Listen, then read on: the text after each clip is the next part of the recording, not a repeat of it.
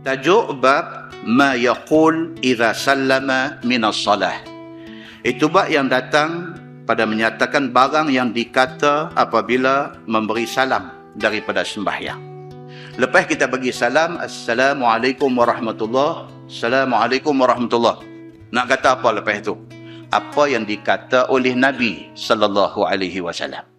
Ketahuilah saudaraku, apabila selesai daripada bagi salam semayang, maka tiadalah sayogia langsung berubah daripada tempat sembahyang itu. Lepas-lepas bagi salam, jangan kalut sangat. Nak bangkit, nak buat apa, jangan kalut sangat. Sebab Nabi tidak kalut.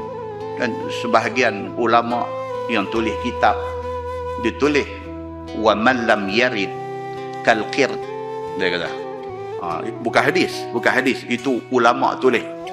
Khafradal. Qirdun ni maksud dia apa? Monkey. Maksud dia monyet waterfall. Dia kata, siapa yang sampai tak wirid langsung, ini macam monyet. Dia kata. Okey, ketahuilah saudaraku, apabila selesai daripada bagi salam semayang, maka tidak sayogia kita langsung berubahkan daripada tempat sembahyang kita itu. Cuba kita tengok hadis dia kata an Aisyah radhiyallahu anha qal. Maksudnya diriwayatkan daripada Aisyah radhiyallahu anha. Kata dia adalah Nabi sallallahu alaihi wasallam apabila memberi salam pada sembahyangnya, maka tiadalah ia duduk melainkan kadar barang yang dibacanya kemudian daripada salam itu ialah Allahumma antas salam wa minkas salam tabarakta dzal jalali wal ikram. Okey, so now kita tune balik niat kita daripada kita ikut-ikut kepada kita niat kata aku baca benda ni kerana mengikut sunnah Nabi sallallahu alaihi wasallam. Ekstra pahala kita dapat. Satu pahala kerana kita baca wirid tu, yang kedua pahala kerana niat kita nak ikut sunnah Nabi sallallahu alaihi wasallam.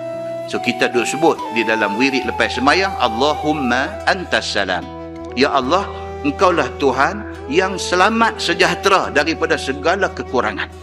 Wa minkas salam, dan daripada Engkaulah segala keselamatan dan kesejahteraan ke atas segala makhluk manusia yang ada di atas dunia ni. Muslimin dan muslimat yang dirahmati Allah sekalian. Baik, kata At-Tirmizi pada bab ini ada riwayat daripada Thauban dan daripada Ibni Umar dan daripada Ibni Abbas dan daripada Abi Sa'id dan Abi Hurairah dan Al-Mughirah bin Syu'bah radhiyallahu anhum ajma'in. Dan bermula hadis Aisyah itu ialah hadis yang hasan lagi sahih.